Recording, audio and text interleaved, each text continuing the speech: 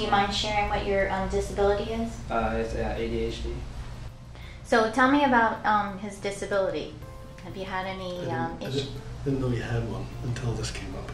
Once I seen the drafting program that they had at High Tech Central, I was like, well, man, this is where I belong. So I found my calling, I guess. Very enthusiastic about the job. Really seems to love it. Is very mature in the fact that he's really kind of looking at where he is now, where he thinks he should be, where he wants to go, and asking a lot of questions about that, and just trying to figure out what his future is going to look like. It's just great to work with people like that. They're really great people to work for.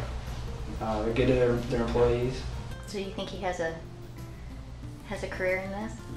No. No. No. If it wasn't for this program, I wouldn't be here, be where I'm at right now. So, especially working in an architecture firm. I mean, this is a very difficult career choice. It's hard, but for VR to help make the accommodations necessary in order for me to fit in here, to get my foot in the door, and to be able to succeed and get where I want to go, and not have this disability hold me back, it definitely helped me out. It definitely was a crutch I needed to get to the next step. So how did you get involved with VR? Mel's teacher, Gary, called me and asked if we'd be interested in taking somebody on, and I said no. And he told me how great Mel was, and I said, all right, I'll talk to him. And I said, I was thinking nobody could possibly be that good, but he turned out to be. How's that big room in there when you have to be with all the guys? Isn't that distracting? It's a little distracting. It is. It is. So it's so distracting. Not in a bad way. Not negatively. Just sometimes when I'm trying to pay attention to somebody giving me instructions on something I need to do, or going over some plans, I always have a notepad and paper, just so I can write down what they're saying right when they're saying it, just in case I zone, like I start listening to somebody else. Do you recommend this to other employers? Absolutely, if they can find Mel.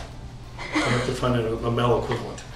There's some great talent out there that are interested in doing this type of a thing, and if you can find the right people that mesh well with your organization, there's what's to lose.